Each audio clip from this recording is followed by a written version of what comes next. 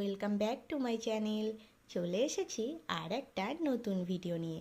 আজকের ভিডিওটা তাদের জন্য যারা 2026 সালে যে টেট পরীক্ষা হতে চলেছে সেই টেট পরীক্ষায় অংশগ্রহণ করবেন।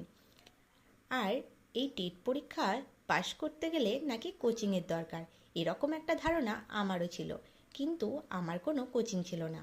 আমি 2022 এবং 23 সালে টেট উত্তীর্ণ হয়েছি। আর টেট পাস করতে কী পরিকল্পনা আমি নিয়েছিলাম সেইটাই আজকে আপনাদের সামনে আমি শেয়ার করব। ভিডিওটা প্রথম থেকে শেষ অবধি দেখার অনুরোধ রইল, কারণ এই ভিডিওটা যারা দেখবেন তারা প্রত্যেকেই উপকৃত হবেন।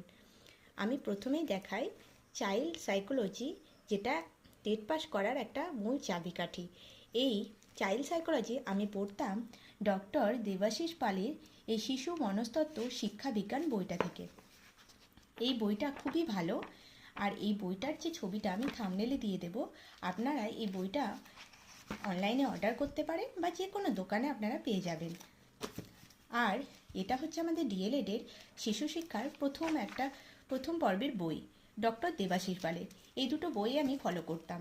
আর আপনারা যারা এখনও পর্যন্ত টেটের প্রিপারেশন শুরু করেনি তারা অবশ্যই প্রিপারেশন শুরু করে দিন, কারণ 2023 সালের টেট পরীক্ষার প্রশ্ন আপনারা দেখবেন। আর সেই পরীক্ষার প্রশ্নের ভিত্তিতে এখন থেকে যদি প্রিপারেশন না নেন তো পাশ করাটা একটু সমস্যা হয়ে যাবে। আর সঠিক পরিকল্পনা করে আপনারা প্রিপারেশন নিন। সামনে আপার প্রাইমারি হতে পারে, তার জন্য এই বইগুলো খুবই কাজে দেবে। আর এর সাথেও কিছু বই অ্যাড করতে হবে, সেগুলো আমি পরের ভিডিওতে দেখাবো। আপনারা প্রিপারেশনটা শুরু করে দিন, আমি পরের ভিডিওতে ওই বইগুলো নিয়ে আসছি। ঠিক আছে, আজকের ভিডিওটা এইটুকুই।